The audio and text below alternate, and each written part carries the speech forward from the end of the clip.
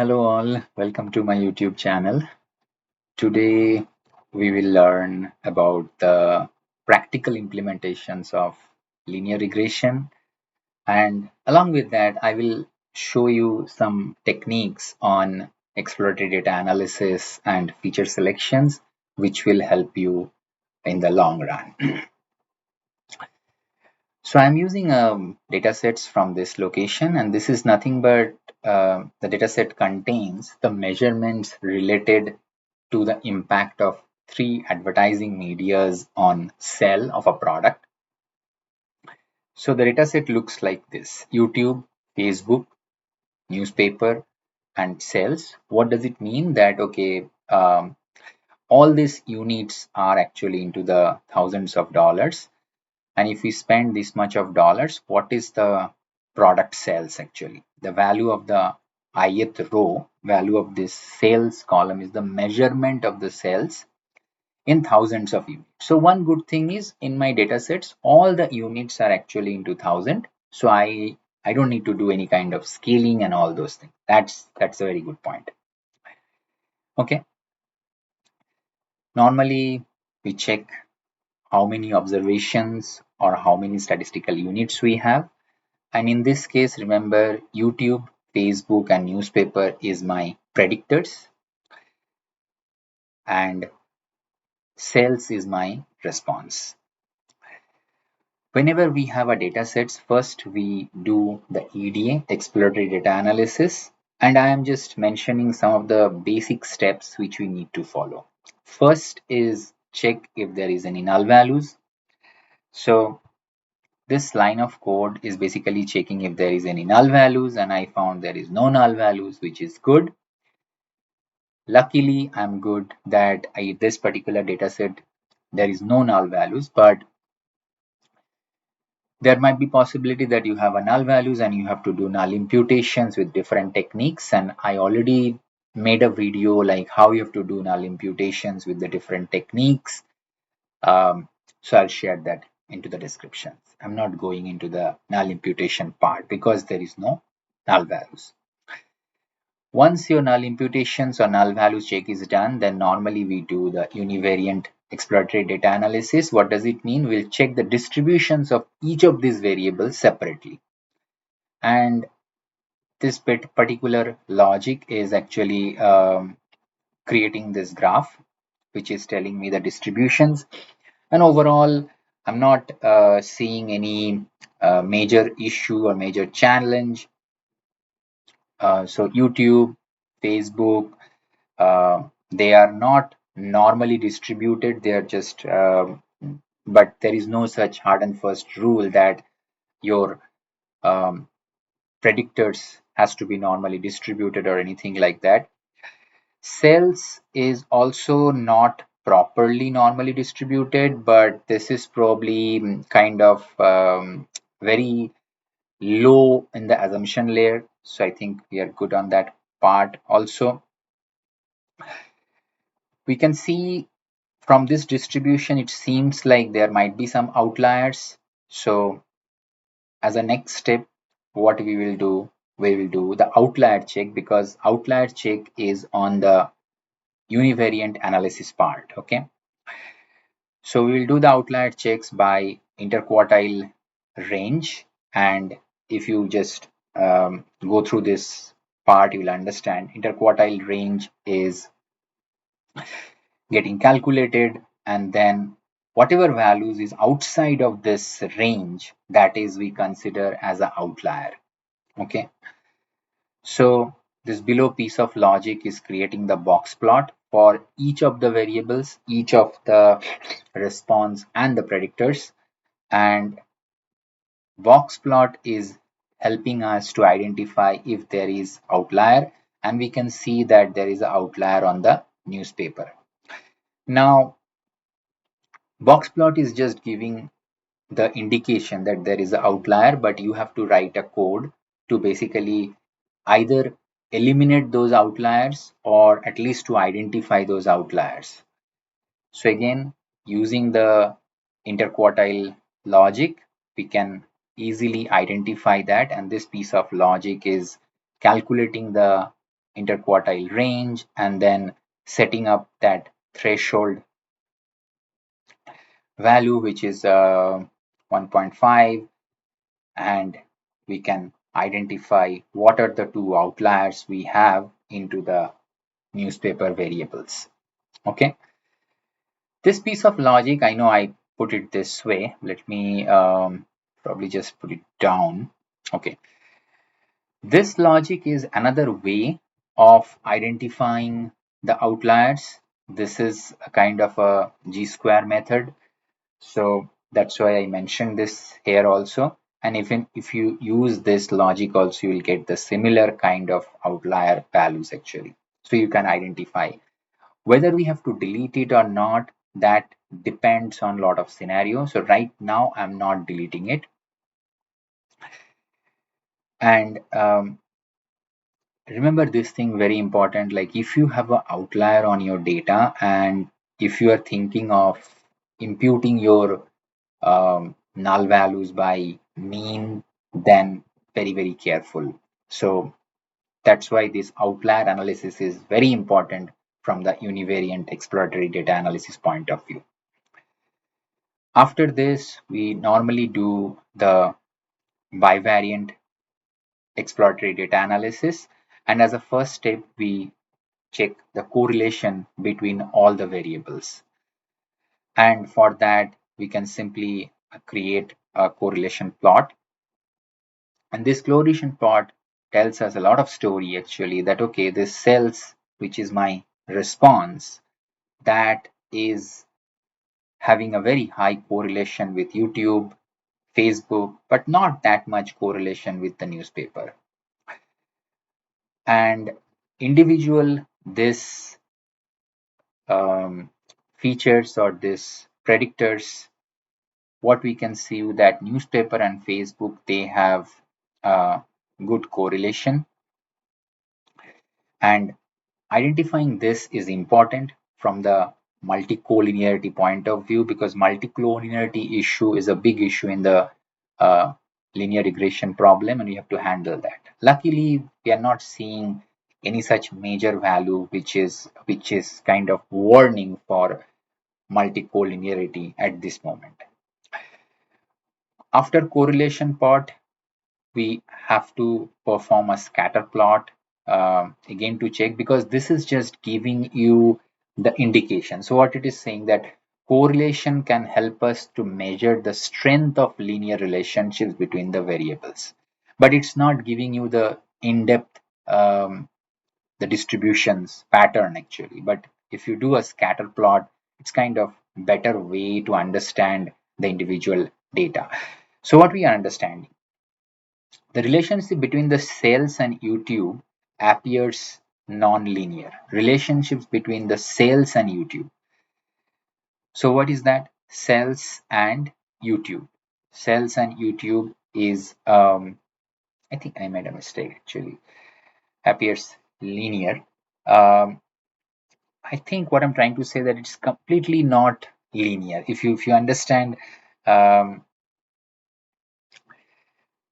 what I'm trying to say, that if it is a linear, it will be complete like this, but it's completely not linear. With a sharp increase in cells, there is a small increase on YouTube advertisement in the lower range of the YouTube. As more money spent on YouTube advertising, however, the increase in sales is less prevalent. So that's why I'm saying that it's not strict linear. It is kind of a linear, but not a strict linear. So same thing, you can just go through each of this and you can understand what these distributions are telling us. Um, so finally, we are concluding that there are not any strong trends in the data. Okay, so there is no strong relation that okay, we cannot say okay, one variable is kind of giving me all the stories. Okay, that's the important thing. Now, sorry, I don't need this piece of code. This is not needed. This is not needed. This is not needed. Okay. What I'm doing basically now, creating a statistical model using all the features, all the three features. I create a statistical model. And it's very important, like before you actually use a sklearn package for linear regression, I personally recommend always use a statistical model, understand the statistical significance of each of the features, because each of the features has two components. One is the statistical significance, another is the practical significance. From the statistical significance, probably you have to check whether this feature is really needed for your model or not. And then from the practical significance point of view, also you need to understand whether you need that feature or not. Right now, in this particular session, we are completely focusing on the statistical significance point of view. So when I build this model with that data, so what I observed that, okay, I um I have, okay, first of all, I got a R square value, which is kind of 0.89, not bad. Adjusted R square is almost same. And then we found the intercept, Facebook coefficients, YouTube coefficients, newspaper coefficients. We found the standard error, and then um, coefficient divided by standard error is giving me the t values. We got the p values also.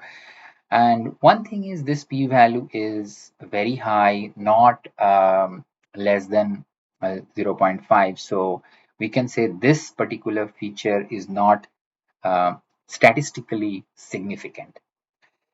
And when the particular feature is not statistically significant, that's mean in the model it's probably not needed. Right now, I'm very much just relying on this value. That's why what I will do, when I will build the model, I will drop this particular feature. But in the real world, probably even though you found these things, you have to check from the practical standpoints also, that do you really want this or not? Okay. And by the time, I think you kind of know that when we are doing what exactly the interpretation of the intercept, what is the exactly interpretation of the Facebook. If you're not sure, I gave the complete descriptions here. You can go through this thing. Basically, it is trying to say that 1 unit change on Facebook, how much product sale will increase, and everything will be into the thousand. That's why you're multiplying this with the thousand. So that's mean if there is a change of 0.19 into this much 100 more units on an average, the YouTube or newspaper advertising budget, the adjustment is important. So hopefully you understand this part. Okay. Any question, feel free to email me. I'm not going this line by line, but overall should understand this part. Okay. And then uh, we are also calculating the ESS, RSS, and TSS, which is the three important values. We can calculate these things. But main objective of performing this statistical model analysis is basically try to find out what features are really important for your model, and based on that you create your final model. So I decided, okay, I will drop the newspaper because I'm not seeing the statistical significance of this particular feature. So I dropped this, and then I create the data only with the Facebook and YouTube as my predictors and response as a cells. After this, I just split the data into 80-20 percentage. After this, what I'm doing a cross validation. So I bring the linear regression model from the linear model. I fit the data into this, and then I do the cross validation with CV equal to 10, that's mean it will basically do a 10 split, and it will do the cross validation, and it will give me the final mean square error.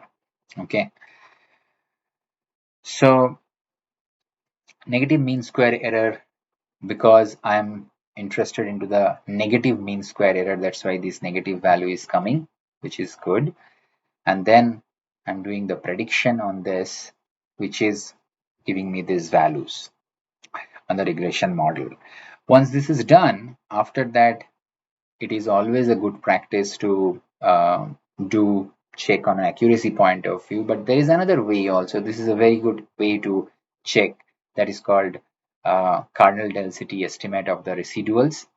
And if you just use this piece of code, probably you can understand. But from the graphs point of view, what I'm doing the cardinal density plot of the predicted values and actual values, and I'm seeing almost same pattern. So this gives me the confidence that, okay, on the unseen data, the model actually worked properly well with only two features. And if you just do the difference between their values, the predicted values and actual values, and then plot the kernel density. This is also very good because it's also very normally distributed, except here we have a little bit of hiccup. But otherwise, this distribution is also satisfying our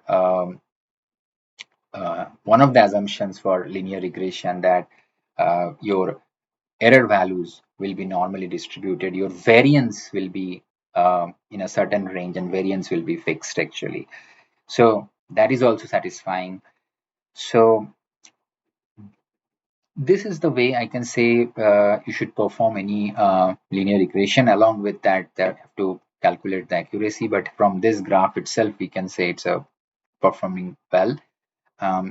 For any questions, you can email me, and I'll provide the GitHub page and all other materials for your understanding in the descriptions below. If you like this, please give me a thumbs up or subscribe my channel. Thank you so much. See you in the next video.